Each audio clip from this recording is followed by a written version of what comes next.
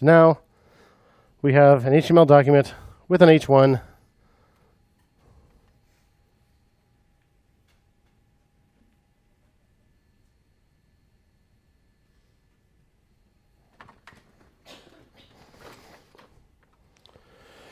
Let's make it do something. Put a button on there and make that button do something. So first we can add the button. We can just type button, and probably you might be able to just hit tab. If you followed my instructions on the tools section of the website, I actually assigned control spacebar because I have a lot of other programs that do tab completion, or a lot of extensions that do tab completion, and I always want it to do this, which uses something called emit. So I have it control space, but tab usually works too. And let's again just say click me or something weak like that. Refresh the page and your button should appear. But it doesn't do anything. We could put JavaScript directly in the HTML file, but we're not going to do that. Generally not the best idea. We're going to put it in a separate .js file. So let's create one. You can use touch on the command line if you want, or you can create it inside VS Code. Hit this little button right here. Let's call it index.js. Speaking of which, why do we say index.html? You know why? So if we browse to just that folder, and there's a file called index.html, it will automatically open that one. So you don't have to go straight to the HTML file, you can just go to the folder. That's how most web servers are configured. So index.js doesn't do anything yet. We'll add one line of code there just to test that this is linked up right. So let's say console.log. Console log is not actually standard JavaScript, but it is supported by every browser, although they all support it slightly differently in some respects. But console log, it works.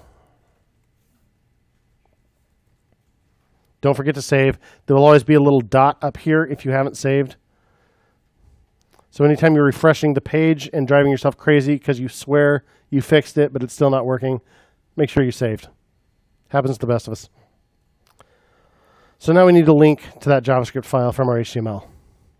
And we're going to do that at the very bottom of the body of the document, right before the closing body tag. We do this so that if you grab any DOM elements, those DOM elements are already on the page because it does it in order. So that is a script tag. Script, you could actually put some JavaScript in here. We're not going to. Instead, we give the script a source attribute. These things are called attributes. Element name, opening tag, closing tag, attribute, attribute value. And the value is the path to your JavaScript file, which should just be index.js. So now we want to see if it worked. So console.log writes a string to the development console.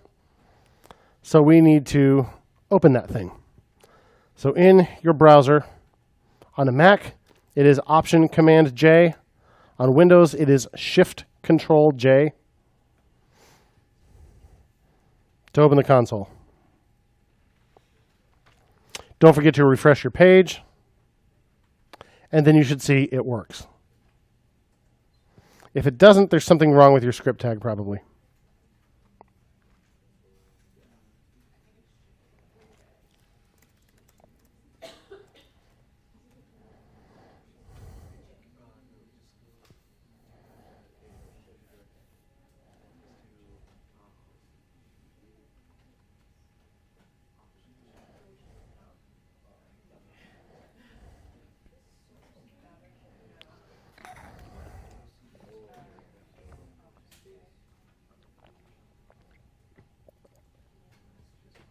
So Option Command J on Mac, Shift Control J.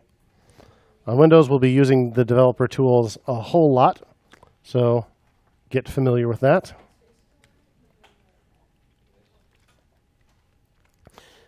And hopefully you see your console log, it works.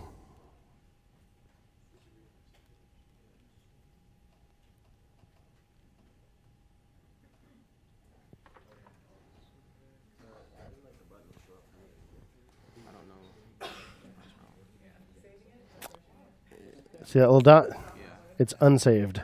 Oh. Command S, or Control S, I mean. Yep. Told you what happened.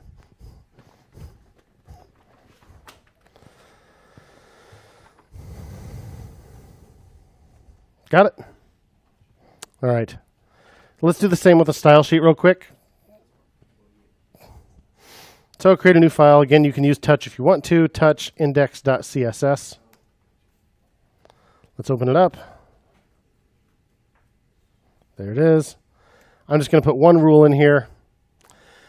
So CSS rules begin with a selector, just like the things that you put inside document.querySelector.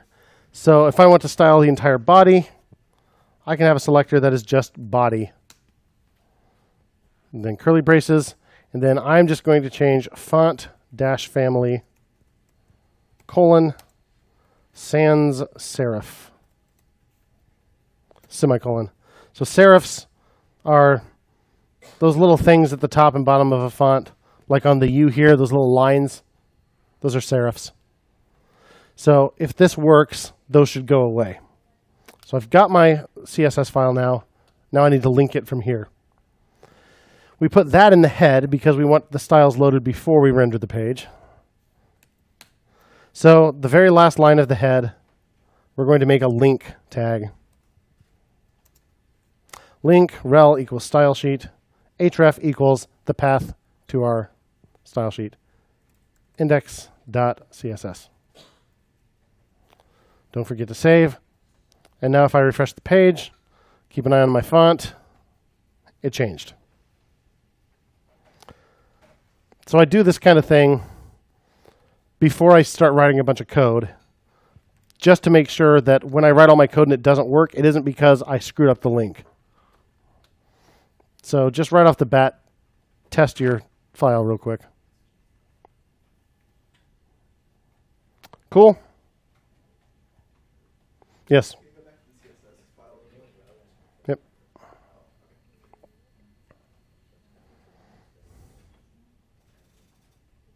Yes, sir.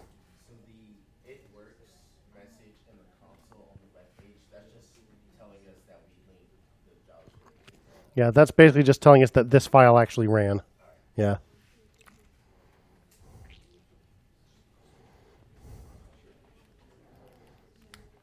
So as boring as that is, we made something work, so I'm going to go ahead and commit. So git add dot. It's not a bad idea to always do a git status first, just to make sure you're committing what you think you are. So we modified index.html and we added CSS and JS. So if I do a git add dot, run another git status, it is those three files that I'm getting ready to commit. Commit messages. I follow the same style guide as Google and GitHub, which is to write imperative sentences. I leave off the period at the end, but it should sound like a command. It should finish the sentence, "This commit will." So don't write it in the past tense, write it in the present tense. So in this case, link CSS and JS files. Not linked, link. This commit will link CSS and JS files. It's just good to be consistent, and it's good to be descriptive. Because when I look over your homework, for example, I'd like to know what I'm looking at, what step this is. And when you're working on an actual development team, your coworkers are going to want to know what the heck you actually did in this commit. And hey, even if you're working solo, a month from now, when you look back, you're going to want to know what the heck you did at that stage. So it's good to write good descriptive commit messages. Yes, sir. Remind me your name. Tyler, that's right. I did something weird, and on my terminal it says deep close. Okay, so just hit Control-C, and then try the try typing the commit again. You messed up the quotes or used something that is illegal inside the quotes or something like that. That's what happens if you leave off the closing quote and hit Enter during a commit message. I do it all the time. And of course, once you're committed, which hopefully none of you will be committed by the end of this class, you can type git push, and it will sync it back up to GitHub. You don't have to say origin master this time because we did -u the first time when we copied and pasted that command.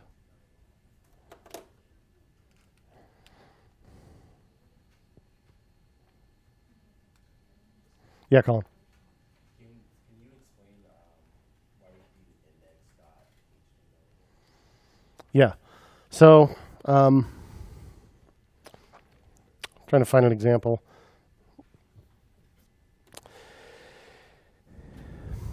Most of the time these days, you're actually hitting an app, not a real page.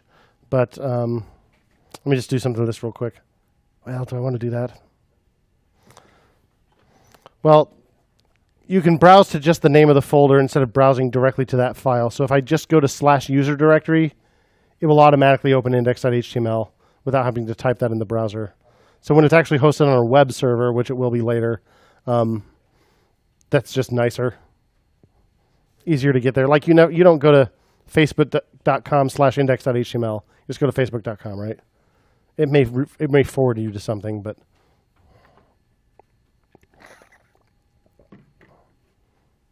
everybody good?